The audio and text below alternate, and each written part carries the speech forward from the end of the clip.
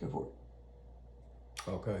Hello again. This is the online class for what would be Thursday, April 2nd. And I want to say at the beginning that if you look at the announcement page on Friday, that would be April 3rd, you'll find the assignment that'll be due as last time for Sunday. And I'll tell you everything you need to know to get that assignment underway based on what I had to say last time on the individual papers. This class is based on two handouts, again, merged together. The first is called Europe Explores the East, and the second is called Spain's Conquests in the Americas. And the handout begins with a full page map, and that's what I want us to look at now. It's this map. It's the first page of the handout. And I want to say two things. First, I want to say something about what we see on the map itself to get us into Europe exploring the East. And then I want to say something about Christopher Columbus, who's on the first page of the second handout. I think that's page 483. I want to say something about Columbus. And what I say about both the map and Columbus works for both sections of the handouts. What I want you to see on the map, the full page map, it's the three continents that we've been familiar with since the beginning of the course: Europe, Asia, Africa, Asia Minor, and now Africa, and now Asia itself. What I want you to notice right off the bat is how much smaller and more divided up Europe is than either Asia or Africa. I don't know how many times you could put Europe down in Africa or Asia, either one, and lose it. Africa will hold multiple Europes, and Asia probably even more so. But here's the thing. We're not seeing Africans or Asians exploring West. We're seeing only Europeans exploring East, Christian Europeans exploring East. It is as if the world's smallest continent is in the driver's seat. The world's smallest continent has the initiative over the much larger continents that we've been with in the course so far. Why is that? There's no definitive answer, but the Europeans have something by this time that nobody else in the world had. And what that was the elements of what I've called our historical DNA. Europe alone in the world has the legacies of ancient Greece, the Old Testament, ancient Rome, the New Testament, and coming on with a rush now, the legacy of all of those in English and emerging English history as well. The Europeans are the only one that have that. And I think that's what separates them, puts them apart from and in the initiative over the rest of the world. I want to turn to Christopher Columbus for a minute. There's a picture of Christopher Columbus on the first page of the handout, Spain's Conquests in the Americas. He would tell us that his real last name, was not Columbus. His real last name was Colombo. He was Italian, and Columbus is the anglicized version, the English language version of Colombo. And he would say also, take my first name very seriously.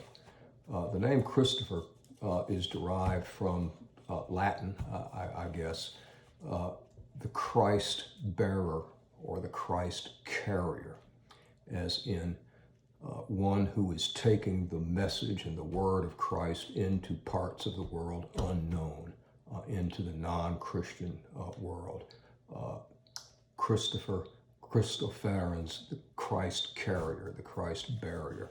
He took that very seriously, and we should take it seriously too, as far as a motive for what all is going on here in these explorations and conquests. There's a big dollar motivation to it all, and you could say that the dollar sign is a symbol of one motivation for what's happening here, but the cross is a symbol for the other motivating force in all of this.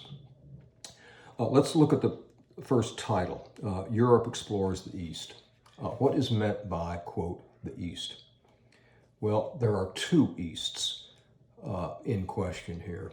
One is very far away from Europe, about as far away as you can get from Europe. We call that the Far East.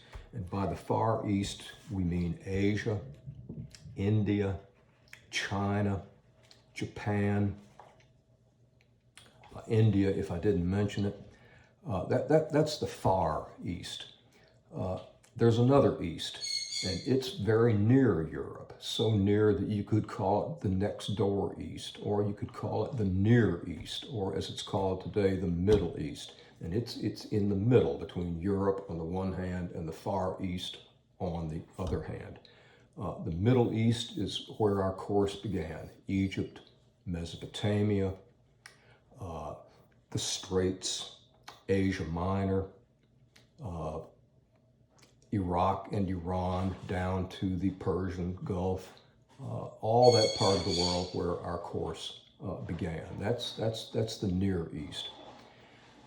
Now, Europe has had a real strong connection with the Far East through the Middle East since the 1200s. And that connection takes the form of a strong and profitable trade between the Far East and Europe, a trade all by land whose land routes pass through the Middle East on their way to the Far East, eastbound, or by the same token, pass through the Middle East coming Europe's way. That's been a real strong connection.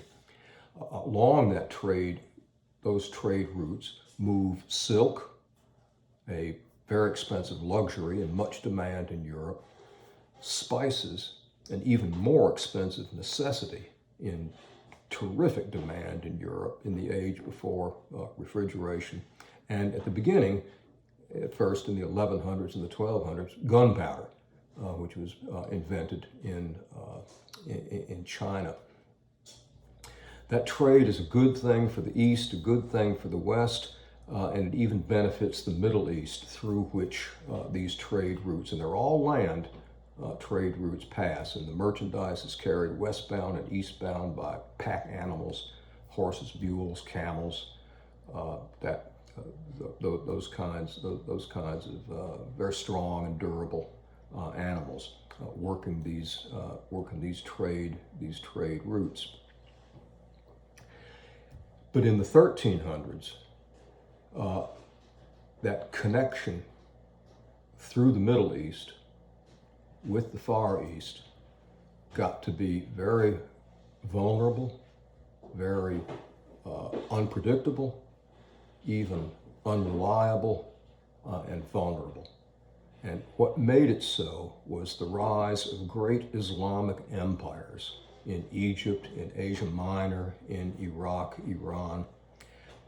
Next to the bubonic plague, which hit Europe 1348, 1349, and carried 20 million people away, these Islamic empires were the most deadly political and military danger to Europe. And it was thought entirely possible, maybe even likely, that these Islamic empires would want to cut those trade routes to put Europe in a bind, or make those trade routes so expensive in passing through that would eat into and erode the profit that comes from those trade routes. And it is in Europe's reaction to that uncertainty about the land routes, that's where our story begins. because Europe's reaction to the threat, potential, perceived, whatever, to the threat to the land routes through the Middle East to the Far East, Europe's reaction to that was to try to find trade routes that would bypass Islam altogether, go around the Middle East. And the only way to do that would be ideal, but the only way to do it is by finding and opening all saltwater routes from Europe to the Far East. Theoretically, that should be entirely possible, even easy. Why? Because it was common knowledge among educated people that the world was round. By this time, nobody with any education believes in a flat Earth. The Greeks had given us the round Earth and even knew the correct circumference of it. And the idea that the world is round is just a general accepted idea at this point. And the other reality is that it was perfectly clear, even from what little Europe knew about the rest of the world, it's perfectly clear that most of the surface of the globe is salt water. We know today that the Earth is 70% salt water. Of the surface of the Earth, 70% is salt water. And take it a step further, 97% of all water on Earth is salt water. So it's the great reality. Now, put together a round Earth with up to 70% of the surface salt water, it stands to reason that all, as the proverb went, all of the seas of the world are one. That therefore it is possible to go from any place to any other place by salt water, at least to the coast of any other place by salt water. And that makes this also true. This proverb which follows is also true. This exploration is not a search for new places, for new worlds.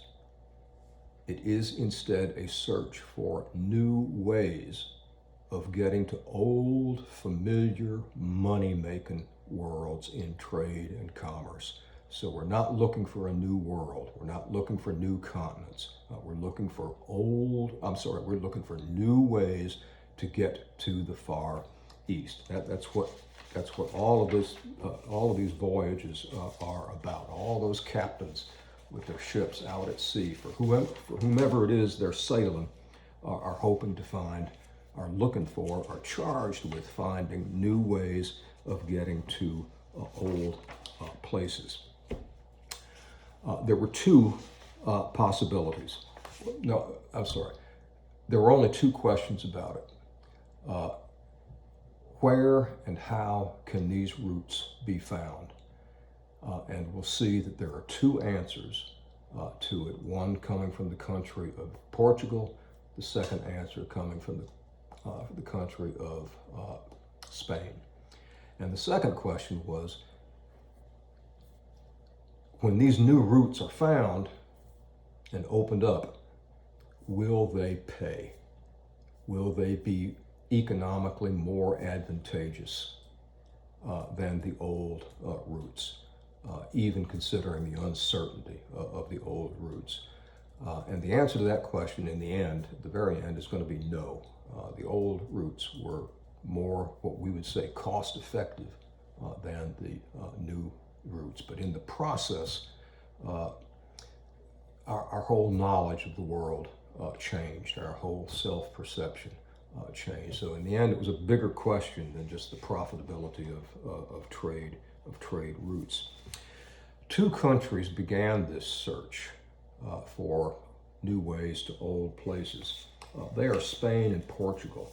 And at this point, I would turn forward into the second part of the handout, Spanish Conquests in America, to the second page, and note the location along the right-hand margin of the map of Spain, that peninsula separated by the Straits of Gibraltar from the continent of Africa, and the very tiny country of Portugal, kind of carved out of the Atlantic coast of Spain. That's where the search began, coming from those two countries.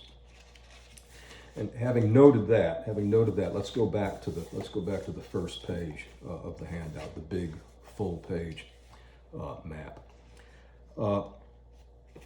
Of the two countries, Portugal got in the hunt first during the 1300s. The ruler of Portugal at the time, Prince Henry, known as Prince Henry the Navigator, had the real spirit of discovery about him and took a great interest in the search for new ways to old places. And his studies and the information that he had led him to believe that where you look for those new ways to old places is south. You try to work your way down. If you're Portuguese captains, your instructions are to work your way down the west coast of Africa. This is called the Cape Route. You try to work your way down the west coast of Africa all the way to the Cape of Good Hope at the very southern tip of Africa. And then you begin coming up the east coast of Africa, headed north now, up the east coast of Africa until you can pick up a favorable wind in the Indian Ocean, and as the map shows you, will take you on a straight line to India, to the ports of Calcutta and Goa and Bombay. The Portuguese knew that would work. They did not know how far south they would have to go before they could round the Cape. But they were willing to learn, they were willing to be patient, and they worked their way incrementally. It's called coasting. They coasted their way down the west coast of Spain, got around the Cape of Good Hope. Bartholomew Diaz was the captain who actually a storm blew him around the Cape. And then he discovered he could go no further and had to go back home. But it was in 1485 that the Cape of Good Hope was rounded for the first time. In 1498, even more successful Portuguese captain Vasco da Gama made the successful round trip down the west coast of Africa, around the Cape, up the east coast of Africa, straight arrow across the Indian Ocean, where he loaded a cargo and headed for home. It took him over a year to do it, and the round trip came to just under 10,000 miles, and that was a great accomplishment, and it meant that the Cape route works. As far as the Portuguese are concerned, mission accomplished. It's done. And the Portuguese went on ahead to establish economic outposts and trading posts in the Indian Ocean, and particularly along the Indian coasts itself, at Calicut and Goa and Bombay. The Spanish conception of where to look was a little different.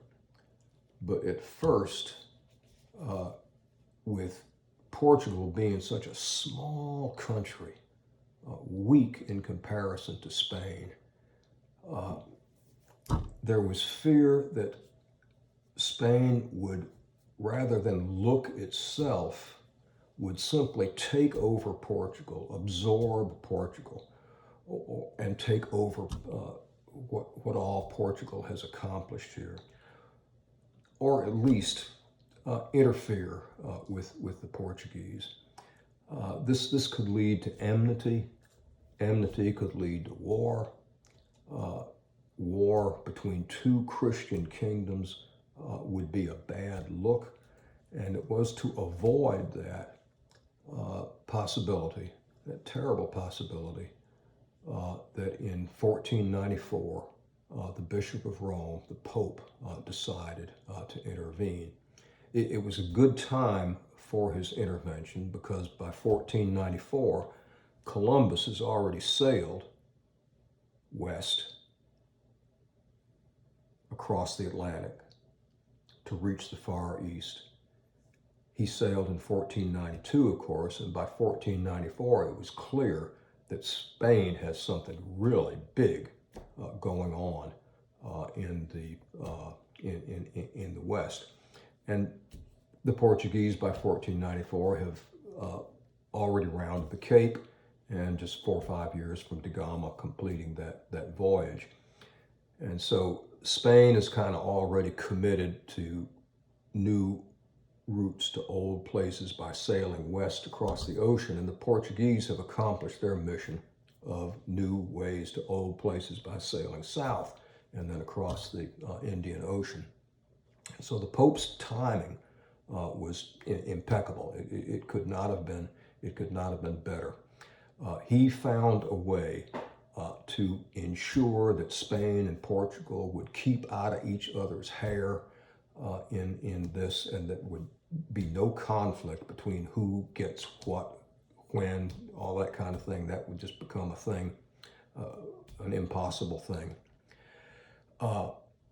When he spoke out in 1494, I want to say this very quickly in kind of a preview to next Tuesday's class. When he spoke out to settle this thing between Spain and Portugal before it really got started, it was 1494, and that was the last time, I believe, and we'll see that next Tuesday, it was the last time that the Bishop of Rome, Christ's man on earth, Christ's vicar on earth, could speak for the entire Christian world. Popes have spoken for the entire Christian world for close to 1,500 years now. And this is, as far as I can tell, the last time the Pope can claim to speak for all Christians, because within less than 25 years of all of this, the Christian world is going to divide between the old Catholic faith and a new Protestant faith. There'll be two Christian faiths, and soon many more than two. Not united ever again. That becomes a thing of the past. But here's what the Pope did in 1494, speaking for Christians for the last time, all Christians, I believe. In 1494, the Pope put together a treaty. Now, this treaty, the Treaty of Tordesillas, is covered on page 466 in the handout. It's in the second part of the handout, second section of the handout. And what the Treaty of Tordesillas did was it gave Spain and Portugal each a magnificent gift. A line was drawn, imaginary of course, from the North Pole to the South Pole. And basically the West was given to Spain. Routes found, territories encountered in the search. All of that goes to Spain. To the east of the line, routes found, territories encountered, that all goes to Portugal. It was pretty much a recognition of an accomplished fact, a fait accompli, but it is now set in stone, so to speak. Furthermore, each of the two countries incurs, by the terms of the treaty, each of the two countries incurs an obligation. This is what is expected of each of the two countries in return for this magnificent gift. And what was incumbent, what the obligation on both Spain and Portugal was set forth in the treaty. And I'm going to paraphrase a little bit, but then I'm going to directly quote from the treaty to show you what Spain and Portugal owe in return for this division of the world between them. The treaty says words to the effect that both kingdoms, Spain and Portugal, will see to it that, quote, the Christian religion is exalted and spread everywhere, that it be increased and spread so that the health of souls is secured, and that barbarous nations everywhere in regions encountered be overthrown and brought to the faith, that instruction be given to all the inhabitants of these territories in the Catholic faith for the health of souls, and that they be trained in faith and in good moral behavior. Both the Spanish and the Portuguese were more than happy to accept that obligation.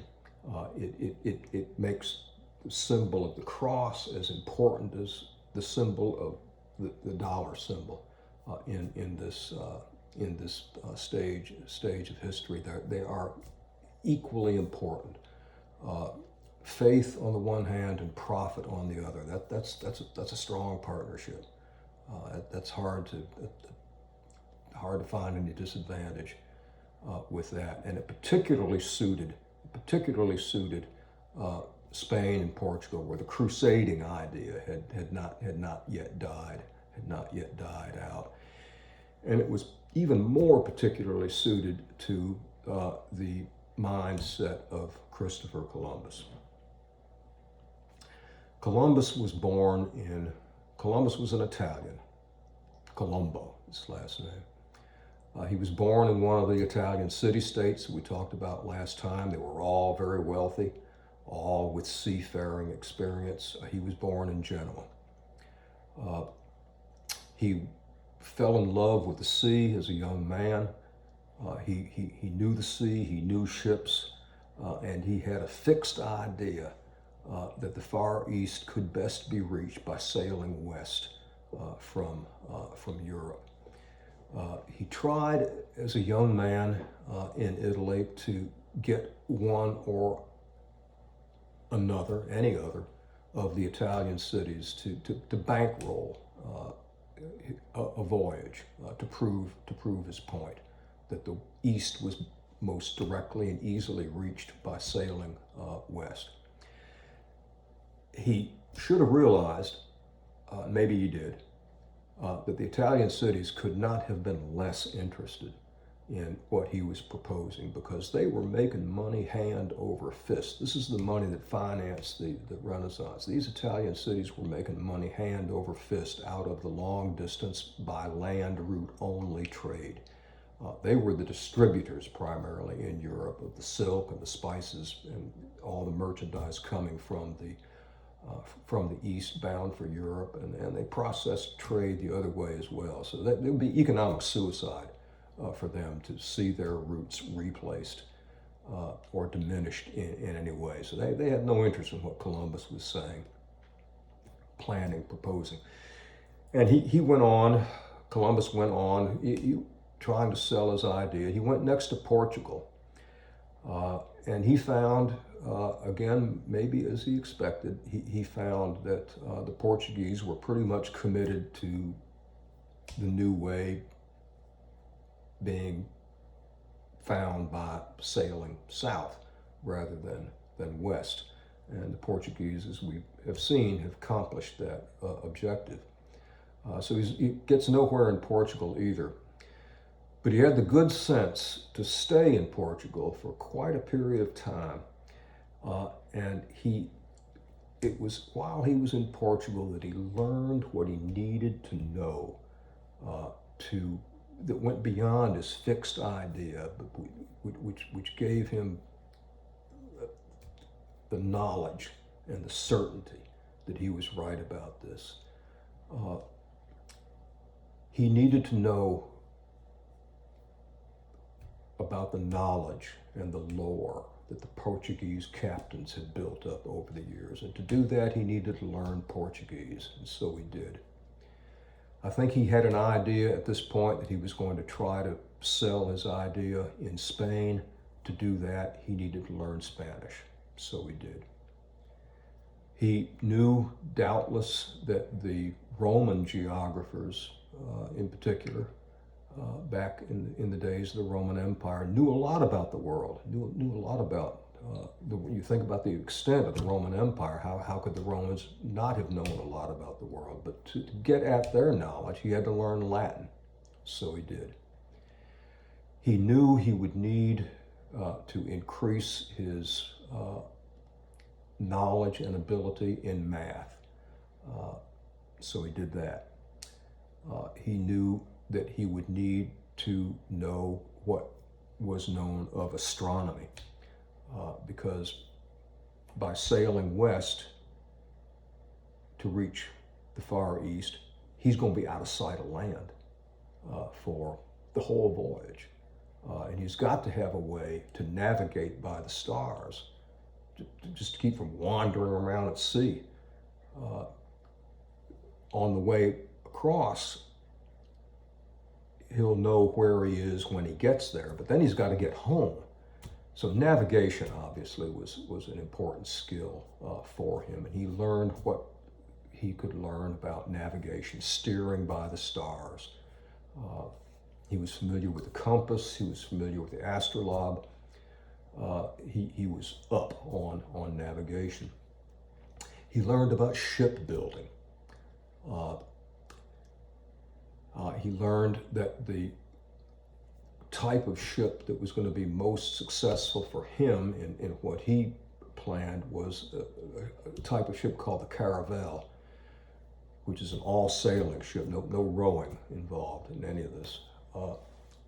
Caravel is a three-masted sailing ship whose sails are triangular in shape for easier maneuverability in the face of wind coming at you. You can sail easily, of course, with wind in your sails, but wind coming against you, you have to zig and you zag. I think the nautical term for that is tacking.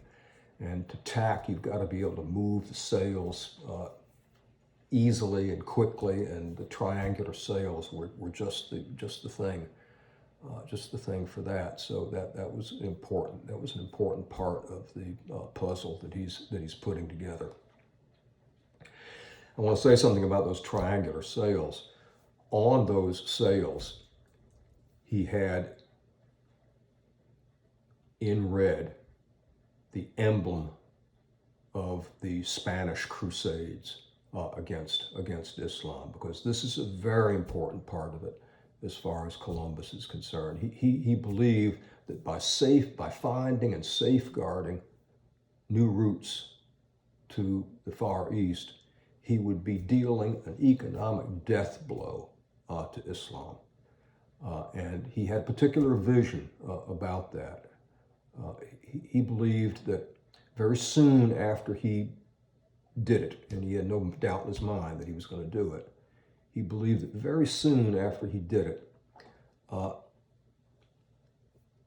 he didn't want it to happen too soon, because he wanted time to enjoy the honors and the riches that he was sure was going to come his way from the King and Queen of Spain for what he was doing. But very soon after he had accomplished the mission, he believed that the Christian world is going to hear a trumpet, a heavenly trumpet, and it's going to be the Archangel Gabriel's trumpet.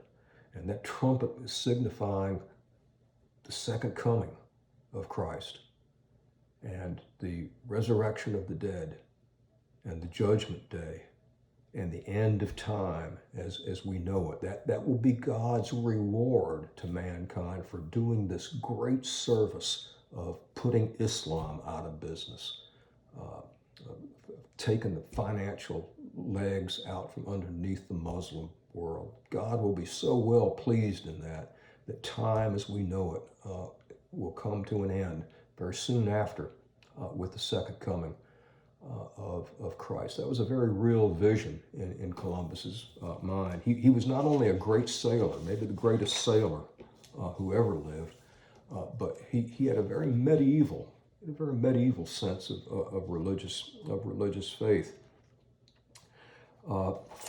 He knew he was right because the world is round, He was wrong in thinking how round it was. He was off by about 1,000 miles. And this is so important. He was off by about 1,000 miles in how far round he thought the world was. And being off 1,000 miles made it seem to the King and Queen of Spain that this thing was doable. If they had known that the world was about 1,000 miles further round than Columbus said it was, it might not pay. They were sure it was theoretically possible. No doubt about that. It's theoretically possible, but will it pay? And Columbus wrong about the circumference of the earth. Some people think he might have been wrong on purpose to sell his idea more readily. I think he was just, I don't think there was any sleight of hand involved in that. His idea of the circumference of the globe led him to think that he could do it. He could reach the Far East by sailing west in about a month's time. And it was with that that his voyage began in 1492. And I want to take you through the chronology just a little bit. They left Spain, 3 ships, and note the name of his ship, the flagship, the Santa Maria, the Holy Mother of God. Mary, the Mother of God, Santa Maria.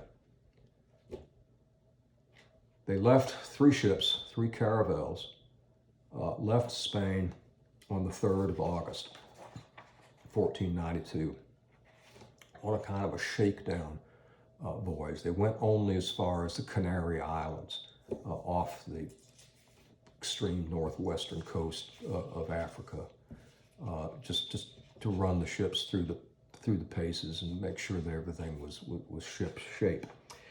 On the 9th of September, they reached the Canaries on the 7th of September, I believe, and on the night, everything was fine, everything was in order, and on the 9th, they left, headed west. The Atlantic crossing began on the 9th of September, and they were sailing north by northwest, more west than north. The course would have taken them, had they kept on it, the course would have taken them to what we call New England.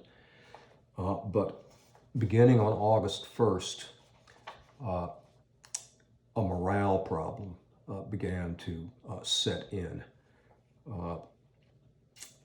It's been quite a long time since any land has been sighted. Crew must have thought there was no guarantee that land is ever going to be sighted. The ship can only carry so much water and so much food, the ships. And men began to get desperate. And from the 1st of October to the 11th of October, there were many false sightings of land, which turned out to be either cloud banks or mirages or wishful thinking, but certainly nothing like land. Columbus began to be afraid of a mutiny. He began to think that the crew, at least of his ship, would rise against him. And what that would mean would be that he would be bound hand and foot and thrown into the sea. And when the ship returned to Spain, it would be with the story that our captain became ill, fell ill, and we buried him at sea. And we've come home on our own. He locked himself in his cabin, put his pistols, 4 or 5 pistols, on the table in front of him, where he could reach them in a heartbeat if his door was broken down. Nothing happened. And on the 11th of October, the first word in American history was uttered. The first spoken word in the history of America was uttered. It came from the crow's nest. It came from the observation post high above the ship, from the central tallest mast. The lookout up there, he had called it before, but this time it was real, and that first word was terra, terra, T-E-R-R-A, signifying land. And they had done it.